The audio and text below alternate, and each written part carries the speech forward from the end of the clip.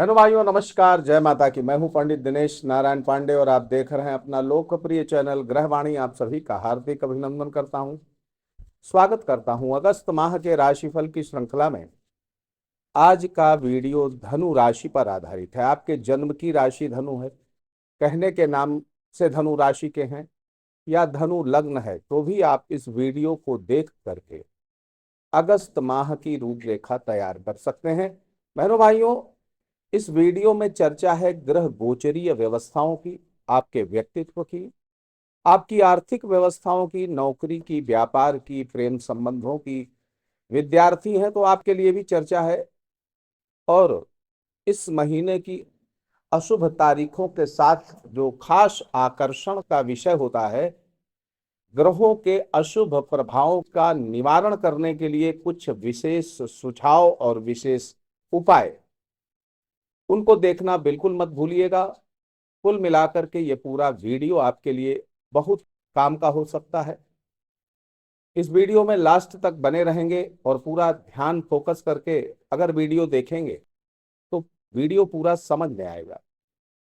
सबसे पहले बात करते हैं ग्रह गोचरीय व्यवस्थाओं की। देखिए, आप धनु राशि के हैं। धनु राशि को लग्न बना करके जब ग्रह गोचरीय व्यवस्थाओं को देखा जाता है तो तृतीय भाव में राहु गोचर कर रहे हैं और वहां राशि है शनि की। शनि की राशि पर राहु को का गोचर शनि के बल को बढ़ाता है। वहीं पर शनि चतुर्थ भाव में गोचर कर रहे हैं। चतुर्थ भाव में शनि का गोचर चंद्रमा को पीड़ित करता है। चंद्रमा को पीड़ित करने का आशय आप मोटा मोटा इस तरीके से समझ सकते हैं कि चतुर्थ भाव में शनि का गोचर, ये शनि की ढैया भी होती है और ये आपकी मानसिक स्थिति को सदैव पीड़ित करती रहती है। जो सुख होता है उस सुख को हमेशा डिस्टर्ब करती रहती है। अब वो चाहे जीवन का कोई भी सुख हो। चतुर्थ भाव में शनि का गोचर आपके माता के स्वास्थ्य को प्रभावित कर सकता है, आपको नकारात्मक चिंतन दे सकता है। आपके सातवें घर में गुरु और शुक्र, ये दो शुभ ग्रहों का गोचर है। आठवें घर में बुध गोचर कर रहे हैं सूर्य के साथ। सूर्य 17 तारीख से आपके नवम भाव में गोचर करेंगे, जहां पहले से केतु विराजमान है। दशम भाव में दिग्बली होकर के मंगल गोचर कर रहे हैं। अब मंगल आपके देखा जाए तो पंचमेश भी होते हैं और और द्वादशेश भी होते हैं। पंचमेश होकर के दशम भाव में मंगल का गोचर अच्छा माना जा सकता है कैरियर की लिहाज से। तो क्या इन सब का परिणाम आपको मिलने वाला है? आइए सबसे पहले चर्चा करते हैं आपके व्यक्तित्व की। सामान्य रूप से लग्नेश राशेश आपके देवगुरु बृहस्पति ये सप्तम भाव में गोचर कर रहे हैं। सप्तम भाव में देवगुरु बृहस्पति का खष्टे शुक्र के साथ में गोचर, और ये दोनों शुभ ग्रह भी, यहाँ शुक्र जो हैं ये कारक हैं अपने भाव के। तो शुक्र का कारकत्व आपके दाम्पत्य सुख के लिए अच्छा है। अब शुक्र 28 तारीख को आपके सप्तम भाव में आए हैं। उसके पहले देवगुरु बृहस्पति थे। अब इसको हम इस तरीके से समझ सकते हैं कि जीवन साथी का स्वास्थ्य, आपके जीवन साथी का स्वास्थ्य ये अगस्त माह के शुरुआत में कुछ खराब हो सकता है या पहले से हो सकता है जुलाई महीने से ही कुछ खराब रहा हो। और स्वास्थ्य खराब नहीं होगा तो वैचारिक मतभेद दे देगा, कहीं ना कहीं दाम्पत्य सुख में थोड़ी सी कमी देगा, खास तौर पर महीने के पूर्वार्ध में। लेकिन उसके बाद बहुत अच्छे रिजल्ट गुरु और शुक्र के समन्वित प्रभाव से आपको मिलेंगे। सरकारी काम, सरकारी लाभ ये आपको मिल सकते हैं। संतान सुख आपको अच्छा मिल सकता है। घर में मांगलिक कार्य हों ऐसी संभावना बनती है। धन लाभ आपका बढ़ेगा, व्यापार में वृद्धि होगी। देवगुरु बृहस्पति का सप्तम भाव में पुरुष राशि में गोचर प्रायः अच्छे परिणाम देता देखा जाता है। तो यहाँ देवगुरु बृहस्पति सप्तम भाव में अच्छे परिणाम ही देंगे। अब इसको हम अगर एक लाइन में कहें तो आपके व्यापार में अप्रत्याशित वृद्धि देखने को मिलेगी।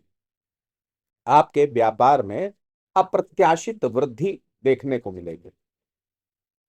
मेरे भाइयों, कई लोगों का यह प्रश्न रहता है कि हमारा लग्न कोई है, राशि कोई है, तो क्या देखा जाए, लग्न देखा जाए या राशि देखा जाए, कौन सा राशि फल देखा जाए। तो वैसे तो देखा जाना चाहिए दोनों, लेकिन अगर आप बिल्कुल एकमत होना चाहते हैं तो आप अपने लग्न का मान और चंद्र राशि का मान, चंद्रमा का मान देख लीजिए। जो मान ज्यादा है, जिसकी डिग्री ज्यादा है, अगर आपका लग्न ज्यादा डिग्री का है, चंद्रमा कम डिग्री का है, तो आपके ऊपर लग्न का प्रभाव विशेष रूप से पड़ेगा और आपको आपको राशि फल में अपनी लग्न राशि देखनी चाहिए। अगर आपका चंद्रमा बलवान है, चंद्रमा की डिग्री अधिक है, तो आप चंद्र राशि से ही देख सकते हैं। अब यहां पर युवा अवस्था, वृद्धावस्था, मृत अवस्था का जो दोष देखा जाता है, तो यहां पर उसको बिल्कुल मत देखिएगा। अगर आपकी डिग्री ज्यादा है तो आप उसको ज्यादा बलवान मानिएगा, कम डिग्री वाले को कम बलवान मानिएगा। 12 से लेकर के 18 डिग्री तक जो ग्रह होता है वो विशेष रूप से बलवान माना जाता है। तो यहां पर अच्छे परिणाम मिलने वाले हैं व्यापार में।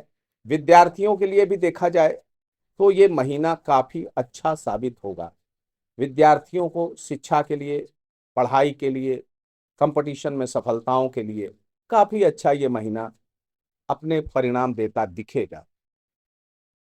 न्याय विभाग से जुड़े हुए जो लोग हैं, शिक्षा विभाग से जो जुड़े हुए लोग हैं, उनको भी विशेष लाभ इस महीने मिल सकते हैं। व्यापारियों को निश्चित तौर पर उन्नति होगी, अब वो चाहे व्यापार किसी भी तरह का करता है। हम एक एक व्यापार को पर्टिकुलरली नहीं बता सकते हैं। आप व्यापारी हैं, बस इतना ही बहुत। व्यापारी हैं, किसी भी तरह का व्यापार करते हैं, तो आपको व्यापार में वृद्धि और अप्रत्याशित रूप से महीने के उत्तरार्ध में, जब महीने का एक हफ्ता बीत जाएगा तो आप देखेंगे धीरे धीरे बढ़ना चालू हो जाएगा और 15 दिन बाद विशेष रूप से तरक्की आपको अपने व्यापार में देखने को मिलेगी। आर्थिक स्थिति आपकी मजबूत होगी, वैवाहिक जीवन आपका ठीक रहेगा, पारिवारिक सुख अच्छा रहेगा। माता पिता को कतिपय स्वास्थ्य संबंधी परेशानियां देखने को मिल सकती हैं, क्योंकि चतुर्थ भाव में शनि और पंच और दसम भाव में मंगल, ये मंगल शनि का जो कनेक्शन है ये माता पिता के स्वास्थ्य को प्रभावित कर सकता है। पेट से जुड़े विकार, अन्य विकार माता पिता को हो सकते हैं, आपको भी हो सकते हैं। स्वास्थ्य समस्याएं विशेष रूप से देखने को मिल सकती हैं, आपको भी पेट से जुड़ी समस्याएं देखने को मिल सकती हैं। सीने में संक्रमण भी आपको हो सकता है, खास तौर पर महीने के उत्तरार्ध में। मौसम जनित सर्दी, जुकाम, बुखार, खांसी, इस तरह की समस्याएं आपके साथ हो सकती हैं। इस माह का एक खास आकर्षण ये है कि आपके कई अधूरे कार्य जो पीछे रुक गए थे, अगर आप इस महीने उनकी शुरुआत करके उनको पूरा करना चाहते हैं तो निश्चित तौर पर पूरा कर पाएंगे। आर्थिक व्यवस्थाओं को देखा जाए बहनों भाइयों, तो आपके लाभेश होते हैं शुक्र, और बैठे हुए हैं सप्तम भाव में। शुक्र खश्रेश भी है, सप्तम भाव में बैठे हैं। आप इस महीने आर्थिक व्यवस्थाएं आपकी बेहतर से बेहतर होती जाएंगी, और इसके लिए अगर आपको लोन भी लेना पड़ जाए तो लोन भी लेने में आप हिचकेंगे नहीं। अपने व्यापार को चलाने के लिए, अपनी आर्थिक व्यवस्थाओं को मजबूत करने के लिए और बेहतर से बेहतर करने के लिए आप ऐसा कर सकते हैं। तो परिश्रम में आपको कमी नहीं आने देनी चाहिए। देखिए, परिश्रम आपको नहीं छोड़ना है। अब यहाँ पर थोड़ा सा मुझे ऐसा लग रहा है कि इस माह हो सकता है परिश्रम करने में आप कतराएं, आपको पड़ोसियों का, संबंधियों का अच्छा सहयोग न मिले। कई दफे आप इस तरीके की परिस्थितियां महसूस कर सकते हैं। भाग्य पक्ष के भरोसे बिल्कुल नहीं रहना है, कर्मठता दिखानी है, पुरुषार्थ करना है। और यहां अगर कच्चे पड़ गए आप, तो जितना मैं बता रहा हूं वो सब बेकार हो जाएगा। आपको अपना परिश्रम, अपना पुरुषार्थ बढ़ाना है, भाग्य के भरोसे बैठ करके नहीं रहना है। आपका अगर हम देखें तो अनावश्यक खर्चे भी आपके बढ़े चढ़े रहेंगे, उसमें कोई कमी नहीं दिख रही है। व्यापार के लिए महीने का उत्तरार्ध काफी श्रेष्ठ रहने वाला है। कला के क्षेत्र से जुड़े हुए लोग हैं, गायन, वादन, लेखन, प्रकाशन, मुद्रण, अध्यापन, इन सब क्षेत्रों से जुड़े हुए लोग विशेष रूप से लाभान्वित हो सकते हैं। कंसल्टेशन के व्यापार से जुड़े हुए लोग, खाने पीने की चीजों से जुड़े हुए लोग, मिठाई के व्यापार से जुड़े हुए लोग, इनको सबको अच्छा लाभ मिल सकता है। शुक्र से डेकोरेशन से जुड़े हुए लोग, जो फैंसी आइटम्स की सप्लाई करते हैं, फैंसी बिजनेस में हैं, कला के क्षेत्र में हैं, उनको सबको अच्छे फायदे मिल सकते हैं। बैंक बैलेंस की बात देखें तो बैंक बैलेंस भी इस महीने अप्रत्याशित रूप से आपका बढ़ेगा। पैतृक संपत्ति का अप्रत्याशित रूप से आपको साथ मिलेगा, सहयोग मिलेगा। पारिवारिक सुख संपत्ति और सेविंग आपकी बढ़ेगी। खास तौर पर महीने के उत्तरार्ध में आप इसका अनुभव बड़े स्पष्ट रूप से कर पाएंगे। न्याय विभाग से जुड़े लोगों के लिए भी ये महीना काफी अच्छा है, फायदा मिल सकता है। और वहीं टेक्निकल कामों से जुड़े हुए लोगों को भी इस महीने काफी अच्छा मिल सकता है। हाँ, इस महीने उनको फायदा नहीं मिलेगा जो ऑनलाइन बिजनेस से जुड़े हुए हैं, जो इंटरनेट से जुड़े हुए हैं, जो इस तरीके के काम में हैं, उनको शायद इस महीने बहुत अच्छे परिणाम न मिल पाए। नौकरी कर रहे हैं आप, तो नौकरी में स्थितियां पिछले महीने की तरह सामान्य रूप से बनी रहेंगी। परेशानियां जो पिछले महीने थी वो उनका निवारण इस महीने भी संभव नहीं होगा। और शिक्षा प्रतियोगिता की तैयारी कर रहे विद्यार्थी हैं तो आपके लिए ये महीना विद्या के क्षेत्र में, कला के क्षेत्र में उन्नति देने वाला है। उच्च शिक्षा के व्यवधान आपके समाप्त होंगे, नौकरी प्राप्त होने की संभावनाएं भी बनेंगी। और अगर राजनीति में भी इस समय अगर कोई आपका अवसर आपको मिलता है तो उसको ज्वाइन करिएगा, उसमें भी आपको अच्छे लाभ मिल सकते हैं। प्रेम संबंधों के लिए ये महीना सामान्य रूप से काफी अच्छा है, सपोर्टिंग है। प्रेम विवाह की बात पक्की हो सकती है। ईगो, अग्रेशन, इससे इस महीने भी आपको बचना पड़ेगा। इस महीने के सुझाव और उपाय अगर देखा जाए बहनों भाइयों, तो 16 जुलाई से, बड़े गौर से सुनिएगा, बड़े गंभीरता से सुनिएगा, 16 जुलाई से 16 अगस्त तक सूर्य का अष्टम भाव में गोचर जीवन साथी के स्वास्थ्य के लिए अच्छा नहीं है। बवासीर, रक्तस्राव आदि की संभावनाएं बनेंगी उनके लिए। राजभय, मुकदमा, दंड, बंधन भी संभव है। सूर्य के मंत्रों का जप आवश्यक है।